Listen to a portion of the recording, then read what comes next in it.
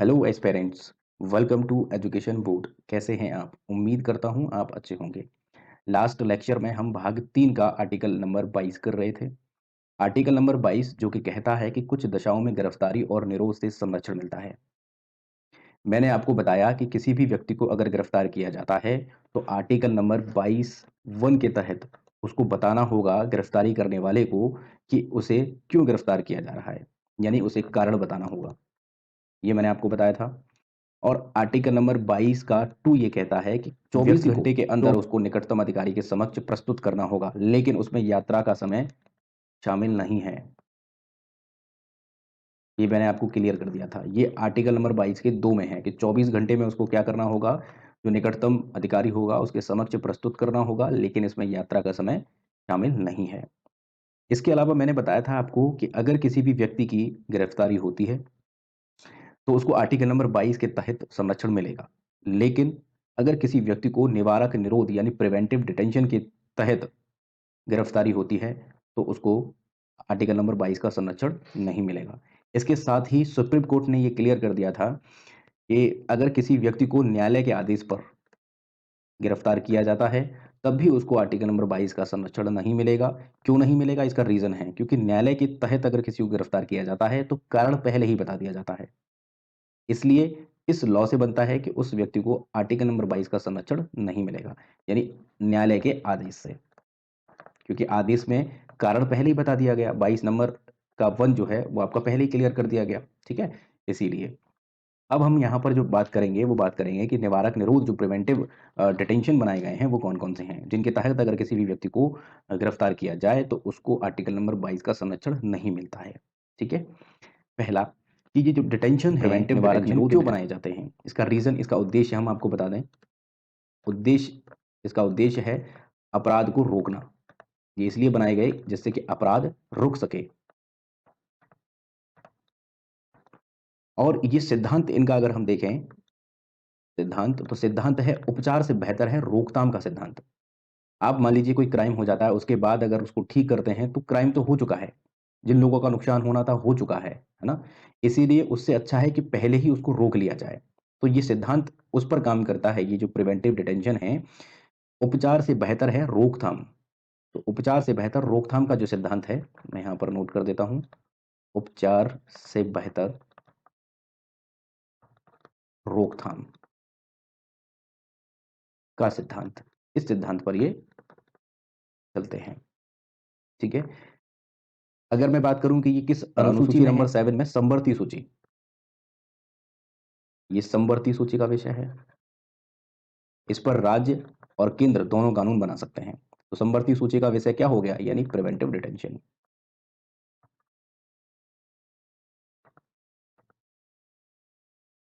ठीक है? और हमने बताया था कि स 7 और स सूची, तो समवर्ती सूची किसमें दी हुई है? यानी सूचियाँ किसमें हैं? तो हमारा शेड्यूल था ना अनुसूची नंबर 7। ये मैंने आपको जब अनुसूचियाँ पढ़ाई थी, तब मैंने आपको बता दिया था, 7वीं अनुसूची में।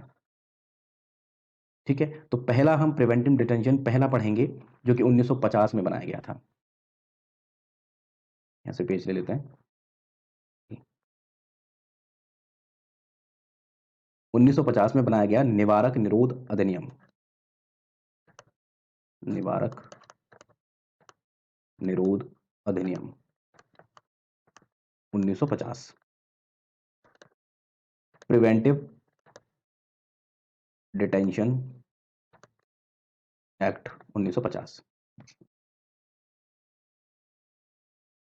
अनुच्छेद जो 22 है, आर्टिकल नंबर 22 से संबंधित जो प्रावधान है, वो संसद में पहली बार 1950 में निवारक निरोध पारित किया गया था, जो एक्ट है। और इसमें नज़रबंद की जो अवधि थी, नज़रबंद की अवधि वह 1 साल थी। तो आर्टिकल नंबर 22 के तहत जो उसको संरक्षण मिलता था, वो उसका संरक्षण खत्म हो जाता था और इसमें नज़रबंद किया जाता था 1 साल के लिए। उससे पहले इसमें ज़मानत नहीं होती थी। 31 दिसंबर 1969 में समाप्ति के बाद इसका जो समय है वो बढ़ाया नहीं गया। तो हमने पहले देखा कि निवारक निरोध अधिनियम 1950 बना। इसके बाद अगर और देखें, दूसरा वो बना आंतरिक सुरक्षा व्यवस्था अधिनियम। आंतरिक सुरक्षा व्यवस्था अधिनियम, ये 1971 में। Maintenance of internal security 1971। 1971 में आप जानते होंगे इंदिरा गांधी का कार्यकाल चल रहा था। इसमें नजरबंद का जो समय था वो 21 महीने था। लेकिन होता क्या है कि 1971 में बनता तो है, लेकिन 1975 से लेकर 1977 आपातकाल रहा था, आपको पता होगा। आपातकाल, इमरजेंसी रही थी। इमरजेंसी के समय पर इसका बहुत ज़्यादा मिसयूज हुआ। अब इसका मिसयूज हुआ तो पब्लिक ने इसका विरोध किया। भाई, इससे आपके फंडामेंटल राइट्स ऑलरेडी छीन लिए जा रहे थे, व्यक्ति के साथ में उसका शोषण किया जा रहा था। और नज़रबंद का भी समय आप देखिए 21 महीने था, तो किसी भी मासूम को ये फंसा देते थे और यहाँ पर बहुत ज़्यादा इसका मिसयूज होने लगा। अब मिसयूज के कारण तीव्र हो गया इसका विरोध, पब्लिक ने विरोध किया, जिसकी वजह से इसको 1978 में समाप्त कर दिया गया। ठीक है, इसके बाद हम और बताते हैं आपको विदेशी, एक तीसरा है विदेशी मुद्रा से संबंधित है, विदेशी मुद्रा संरक्षण एवं तस्करी निरोध अधिनियम, ये 1974 में बना था। The conservation of foreign exchange and prevention of smuggling act 1974। ठीक है, ये जो लागू हुआ है वो 19 दिसंबर 1974 को ये लागू हुआ, और इसमें जो नजरबंद का समय था वो 1 साल था। 13 जुलाई 1984 को इसमें संशोधन किया गया और इसका नजरबंद का जो समय है वो 1 साल से 2 साल कर दिया गया। ठीक है, उसके बाद आपने बहुत एक फेमस है, सुना होगा आपने, रासुका। रासुका यानी राष्ट्रीय सुरक्षा कानून। देखिए, इन कानूनों के तहत अगर किसी भी व्यक्ति को गिरफ्तार किया जा रहा है तो उसके आर्टिकल नंबर 22 के तहत उसको जो संरक्षण मिलता था वो नहीं मिलेगा। जैसे कि पहला संरक्षण के उसको कारण बताना पड़ता था। किसी भी व्यक्ति को अगर जनरली वैसे गिरफ्तार किया जाता था तो उसको कारण बताना पड़ता था कि हम आपको क्यों गिरफ्तार कर रहे हैं। लेकिन जब इनके तहत अगर गिरफ्तार किया जा रहा है तो उसको कारण ही नहीं बताना पड़ेगा। ठीक है, तो ये उस सिद्धांत पे काम करता है कि क्राइम अगर हो जा, बाद में हो जाए, उससे पहले कि उसको गिरफ्तार कर लिया जाए, तो क्राइम होने से रोका जा सके।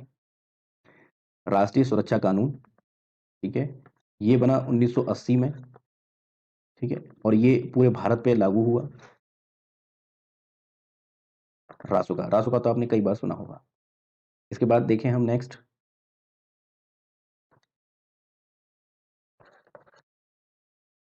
फोर्थ हमने कर लिया, फिफ्थ है ये आतंकवादी एवं विध्वंसकारी गतिविधियां निरोध कानून।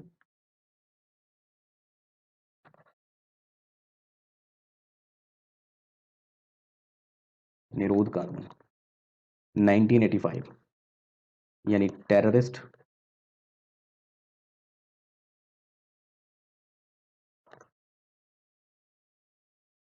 And destructive activities. ये कानून आपने जो सुना होगा वो टाडा के नाम से सुना होगा। Tada, terrorist and destructive activities. इस कानून के तहत ही आपको याद होना चाहिए, इस कानून के तहत ही संजय दत्त को गिरफ्तार किया गया था 1993 में। बहुत ही खतरनाक कानून है ये। हालांकि उस समय पे ये खतरनाक था, हालांकि इसके बाद एक और कानून बना जो इसी के जैसे, लगभग इसी के जैसे था। ठीक है, और इसको बाद में समाप्त कर दिया गया।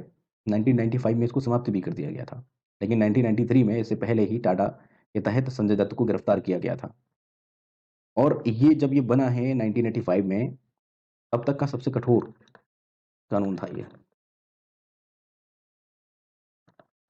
ठीक है, किसी भी व्यक्ति को जो आतंकवादी गतिविधियों में अगर शामिल होता था, उस व्यक्ति को 180 दिन से, 180 दिन, यानी 180 दिन का मतलब 6 महीने हो गए, 6 महीने तक हिरासत में लिया जाता था। और उसके बाद जो समकक्ष जो भी दंडाधिकारी होता था, उसके सामने प्रस्तुत किया जाता था। उसके बाद फिर से उसको 180 दिन की यानी 6 महीने की फिर से उसको हिरासत में लिया जाता था। यानी बहुत कठोर कानून था ये, ठीक है? लेकिन बाद में इसको 23 मई 1995 को समाप्त कर दिया गया ये, ठीक है? अब हम नेक्स्ट देखते हैं, जिसका भी आपने बहुत बार सुना होगा, कोटा। आतंकवाद निरोध अधिनियम 2002, प्रिवेंशन ऑफ टेररिज्म एक्ट, यानी पोटा। इसके लिए एक्चुअली कानून पास नहीं हुआ था, ये अध्यादेश से बनाया गया था। अध्यादेश, मैंने आपको बताया है कि अध्यादेश क्या होता है। जब अगर संसद के दोनों सदन यानी लोकसभा और राज्यसभा ये दोनों नहीं चल रहे होते हैं, किसी विशेष परिस्थिति की स्थिति में सरकार को लगता है कि कानून बनाना बहुत आवश्यक है, लेकिन दोनों सदन चल नहीं रहे हैं, संसद चल नहीं रही है, तो उस समय पर आर्टिकल नंबर 123 के तहत राष्ट्रपति एक कानून बना देता है, जिसको हम अध्यादेश कहते हैं। बाद में इसको समय रहते इसको पास किया जाता है और फिर से इसको पक्की तरीके से एक कानून बना दिया जाता है। तो उस समय ज़रूरत होती है उस कानून को बनाने की, तो इसलिए अध्यादेश के तहत उसको राष्ट्रपति बना देता है। ये जो अध्यादेश इसका जारी किया गया था, ये 25 अक्टूबर 2001 को जारी किया गया, ठीक है? जब ये अधिनियम का जो नाम है 2002 इसलिए है क्योंकि पहले ये अध्यादेश था, लेकिन इसको बाद में संसद से पास कराया गया और 2 अप्रैल को ये पास होता है, 2 अप्रैल 2002, इसीलिए इसके नाम पर 2002 है, ठीक है? इसमें 1 साल के लिए नज़रबंद, या बोले तो इसमें 1 साल के लिए ज़मानत ही नहीं मिलती थी। 1 साल के लिए ज़मानत नहीं मिलती थी। ये जो पोटा है, पोटा को अभी जो मैंने बताया कि टाडा, टाडा का एक नया रूप मानते थे पोटा को, ठीक है? और ये कानून 2004 में समाप्त हो गया, ठीक? हमने यहाँ पर ये जो एक्ट्स हैं, ये हमने देखे कि अगर इनके तहत अगर किसी व्यक्ति को गिरफ्तार किया जाता है, तो उसको आर्टिकल नंबर 22 के तहत संरक्षण नहीं मिलेगा, ठीक है? हमने 22 तक पूरा कंप्लीट कर लिया है। हम नेक्स्ट चलते हैं। अब नेक्स्ट हम पढ़ेंगे, हमने 2 अधिकार देख लिए थे, अब हम इसमें तीसरा अधिकार देखेंगे, और तीसरा अधिकार यानी आर्टिकल नंबर 23 से 24 जो है शोषण के विरुद्ध अधिकार।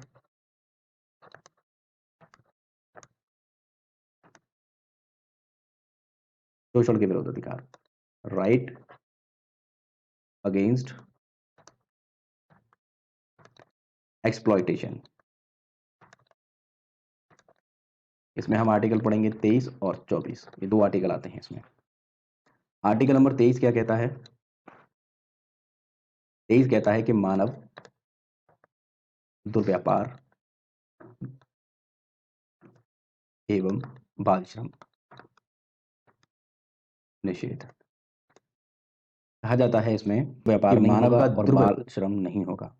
मानव का दुर्व्यापार से मतलब क्या है, वो मैं आपको बता देता हूँ। जैसे पुरुष, महिला, बच्चे की खरीद और बिक्री नहीं की जा सकती। महिला और पुरुष या बच्चे को खरीदा और बेचा नहीं जा सकता। इसका मतलब मानव दुर्व्यापार है।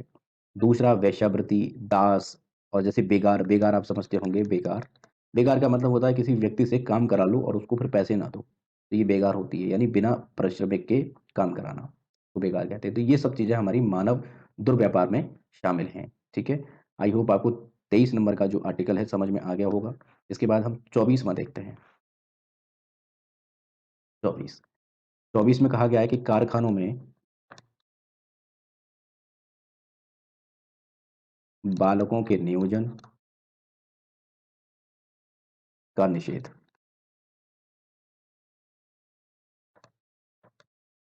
Prohibition of employ of children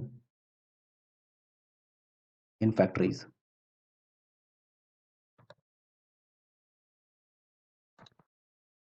ठीक है? इसमें मैं आपको बता दूं कि फैक्ट्री, जैसे कि फैक्ट्री है, कोई खान है या रेलवे है, इसमें 14 साल से कम उम्र के बच्चे, उन पर काम करने पर प्रतिबंध है। 14 साल से कम उम्र के बच्चों पर कोई भी काम अगर किसी को करना है तो वो 14 साल से कम का नहीं होना चाहिए। ठीक है। दूसरा, इसी के लिए अभी जो मैंने आपको बताया आर्टिकल नंबर 24 जो हम कारखानों में बालकों के नियोजन का निषेध पढ़ रहे हैं, इसके लिए बाल श्रम कानून बनाया गया और ये 1986 में बना। और बाल श्रम कानून जो बना है, इसमें संशोधन भी किया गया। और संशोधन कब किया गया है? 1 अगस्त को 2016। और 2016 में आपको पता होना चाहिए कि राष्ट्रपति थे प्रणब मुखर्जी। संशोधन हुआ, इसमें ये संशोधन हुआ कि बच्चों को रोजगार देने वाले पर, जो बच्चों को रोजगार देगा जिसकी उम्र 14 से कम उम्र है उसकी, तो उसको क्या किया जाएगा? 6 महीने की सजा होगी, वर्ष तक की सजा। ठीक है। या फिर इसके साथ कहा गया कि 20,000 से 50,000 तक का जुर्माना। ठीक है। इसी में कहा गया 14 साल। अब सोच रहे होंगे आपकी जो कारखाने हैं अगर इन पे कोई काम कर रहा है बट 14 साल से कम उम्र है तब उसके लिए सजाएं दी गई हैं। लेकिन आप फिल्मों में देखते होंगे कि फिल्मों में बच्चे काम कर रहे हैं, है ना? फिल्मों में और जो टेलीविजन है, जो टीवी सीरियल आ रहे हैं उनमें काम कर रहे हैं, बच्चे की उम्र बहुत कम होती है, 14 साल से बहुत कम उम्र के बच्चे उसमें काम करते हैं, है ना? और तो उनके लिए क्या 14 प्रावधान वर्ष किया तक गया है? की आयु के जो बच्चे हैं अगर वो काम करते हैं तो ये अपराध नहीं माना जाएगा। जैसे वो काम किस में कर सकते हैं? जैसे पारिवारिक अगर किसी का कोई काम है, होता है ना, व्यापार किसी का पारिवारिक होता है, पारिवारिक अगर व्यापार है तो उसमें हाथ बढ़ा सकता है वो। दूसरा, फ़िल्म में अगर काम कर रहा है तो उसको छूट दी गई है। टीवी, टेलीविज़न यानी कोई सीरियल में काम कर रहा है तो उसको छूट दी गई है। इसमें क्लियर कह दिया गया है आर्टिकल नंबर 24 में ही, ठीक है? संशोधन जब किया गया, ये संशोधन इसमें जब हुआ है ये तब कहा गया है, याद रखेंगे ये, ठीक है? और संशोधन मैंने बताया 2016 में किया गया है। 2016 में जो 14 साल तक के बच्चे हैं उनको पारिवारिक व्यापार और फ़िल्म और टेलीविज़न में काम करने पर छूट दी गई है, ठीक है?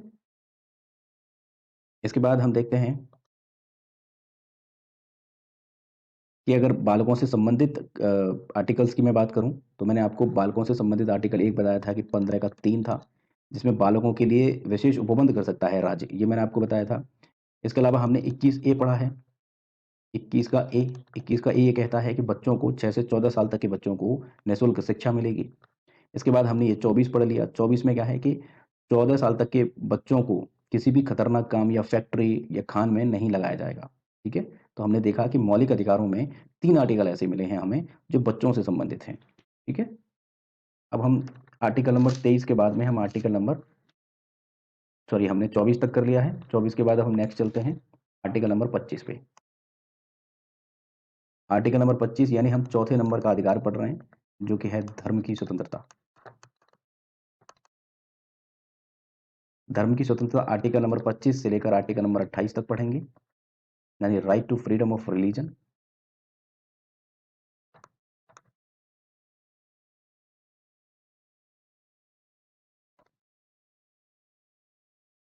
ठीक है? इसमें हम आर्टिकल नंबर 25 अगर देखें, तो 25 कहता है कि अंतःकरण और धर्म मानने या आचरण या प्रचार करने की उसको स्वतंत्रता है। किसी भी व्यक्ति को अंतःकरण, किसी भी धर्म को मानने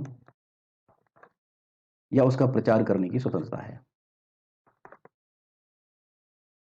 ये आर्टिकल नंबर 25 कहता है, ठीक है? अगर कोई व्यक्ति धार्मिक स्वतंत्रता अगर किसी भी व्यक्ति की धार्मिक स्वतंत्रता, लोक व्यवहार, सदाचार या स्वास्थ्य के लिए हानि पहुंचाती हो, तो फिर इस पर प्रतिबंध लगाया जा सकता है। अगर किसी व्यक्ति की धार्मिक स्वतंत्रता, लोक व्यवस्था या सदाचार या फिर किसी के स्वास्थ्य को हानि पहुंचाती हो, तो इसकी धार्मिक स्वतंत्रता पर प्रतिबंध लगाया जा सकता है, ठीक है? याद रखेंगे कि अनुच्छेद 25 के तहत ही कुछ और स्पष्टीकरण कर दिए गए, जिसमें कि पहला स्पष्टीकरण ये है कि जो सिख धर्म के लोग हैं, वो कृपाण धारण कर सकते हैं, ठीक है? उसे लेकर चल सकते हैं, ठीक है? उसको सिख धर्म का अंग ही समझा जाएगा। ये इन्होंने इसमें क्लियर कर दिया, किसको? कृपाण को। दूसरा, कृपाण तो आप समझ रहे होंगे, छोटा-सा चाकू तरीके से होता है, छोटी तलवार कह लीजिए आप, वो इनके पास धारण किए हुए रहेंगे और उसको उसको अंग अंग भी समझा जाएगा, तो आर्टिकल नंबर 25 में ये क्लियर कह दिया गया है, ठीक है? और हिंदुओं का जो मतलब है ये भी इसमें बताया गया आर्टिकल नंबर 25 में। हिंदुओं का मतलब, हिंदू का मतलब है कौन कौन से धर्म आएंगे इसमें, हिंदू स्वयं आएगा और सिख आएगा और बौद्ध और जैन, ये लोग हिंदू शब्द में शामिल हैं। ठीक है, तो आर्टिकल नंबर हमने 25 कर लिया। 25 के बाद में 26, 26 क्या कहता है कि धार्मिक कार्यों में प्रबंध की स्वतंत्रता, धार्मिक कार्यों में प्रबंध की स्वतंत्रता, आर्टिकल नंबर 26। आर्टिकल नंबर 27 देखते हैं, किसी विशेष धर्म की अभिवृद्धि के लिए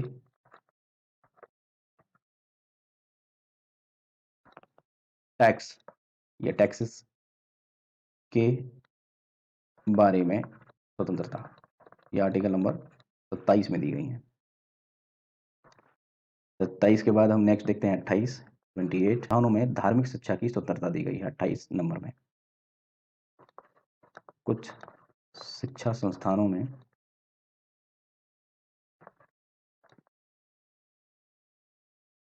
धार्मिक शिक्षा की स्वतंत्रता, कुछ शिक्षा संस्थानों में धार्मिक शिक्षा की स्वतंत्रता, आर्टिकल नंबर 28। आर्टिकल नंबर 28 के बाद हमने इस 4th नंबर की फंडामेंटल राइट को हमने कंप्लीट कर लिया। इस 4th नंबर के फंडामेंटल राइट को हमने कंप्लीट कर लिया। अब हम 5वां फंडामेंटल राइट, यानी 5वां फंडामेंटल राइट है हमारा संस्कृति और शिक्षा संबंधी अधिकार।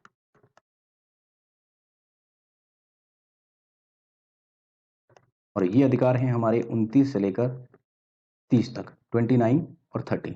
Cultural and educational right, cultural and educational rights, article इसमें 29 से 30 तक पढ़ेंगे। तो आर्टिकल नंबर 29 मैं आपको बता देता हूँ।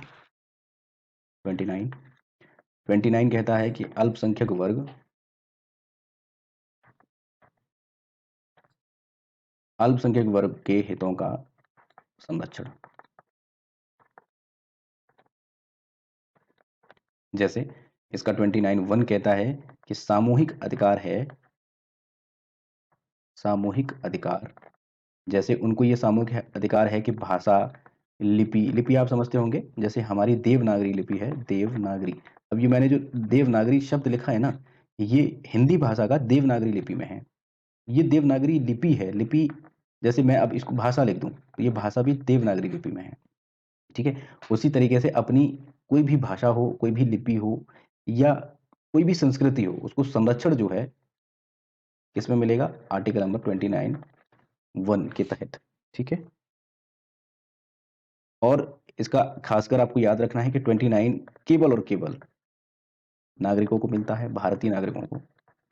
ठीक है, इसमें मैं आपको कुछ पॉइंट्स बता देता हूं, जो कि ये है, जो जैन समुदाय है, जैन समुदाय को पहले अल्पसंख्यक का दर्जा नहीं दिया गया था, ये दर्जा दिया गया है 20 जनवरी 2014 को। तो जैन समुदाय की अगर बात करें, जैन समुदाय, जैन समुदाय को 20 जनवरी 2014 को अल्पसंख्यक का दर्जा मिला है। इससे पहले केवल 5 अल्पसंख्यक में शामिल थे, अब इस समय 6 शामिल हैं। ठीक है, तो 6वां यानी छठावां कौन सा बना है, जैन समुदाय। ठीक है, सबसे पहला हम देखते हैं अल्पसंख्यकों में मुस्लिम। अगर परसेंटेज में देखें, और ये परसेंटेज मैं आपको जो बता रहा हूँ ये 2011 के हिसाब से बता रहा हूँ, 2011 की जो जनगणना थी उसमें जो परसेंटेज था मुस्लिम्स का 14.2%। ठीक है, अभी कुछ ही समय में आपको दोबारा से जनगणना के जो आंकड़े हैं वो देखने को मिलेंगे। सेकंड नंबर पे ईसाई, ये मैं जनसंख्या के आधार पर सबसे ज़्यादा अल्पसंख्यकों में जो मुस्लिम हैं वो 14.2% हैं, ईसाई हैं 2.3%। थर्ड नंबर पे सिख हैं 1.7% हैं, और फोर्थ नंबर पे बौद्ध हैं 0.7%, और फिफ्थ नंबर पे जैन हैं। ये जनसंख्या के आधार पर बताया है मैंने, लेकिन अगर बात करें तो ये पांचों पहले थे, 6 पहले थे, और उसके बाद में 6 नंबर का जो पांचों पहले थे, ये मैं आपको जनसंख्या के आधार पे बता रहा हूँ। अभी मैंने आपको बताया कि छठे नंबर का जो शामिल हुआ है वो जैन धर्म हुआ है। 5 पहले थे, छठे नंबर का जैन धर्म है, लेकिन जैन धर्म जनसंख्या के आधार पर अल्पसंख्यकों में 5वें नंबर पर है। जैन धर्म 0.4% और इसके बाद है पारसी। पारसियों का एग्जैक्ट डेटा नहीं है, हालांकि ये माना जाता है कि 1 लाख हैं, तो 1 लाख के हिसाब से आप देखिए। ठीक है, तो जैन धर्म को कब शामिल किया गया? 2014 में शामिल किया गया है और ये 6 नंबर के क्या बने हैं? अल्पसंख्यक बने हैं। इसके बाद हम आर्टिकल नंबर नेक्स्ट देखते हैं, आर्टिकल नंबर 30। आर्टिकल नंबर 30 कहता है कि शिक्षा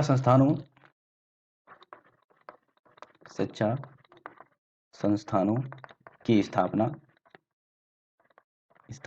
और प्रशासन। और किसका अधिकार है? ये अल्पसंख्यक है, क्योंकि ये हम पढ़ ही रहे हैं अल्पसंख्यक का अधिकार, अल्पसंख्यक वर्गों का अधिकार। ठीक है, यानी right to minorities of establish and administration of education institutions. ठीक है, आपको 30 भी समझ में आ गया होगा। ठीक है, इसके बाद में आर्टिकल नंबर 31 है, और ये संपत्ति का अधिकार आपको पता होना चाहिए कि ये खत्म कर दिया गया है। ठीक है, तो अब हम जो नेक्स्ट अधिकार पढ़ेंगे वो आर्टिकल नंबर 32 का है, संवैधानिक उपचार। संवैधानिक उपचार, वो आर्टिकल नंबर 22 है, इसमें 5 तरीके की रिट्स दी गई हैं।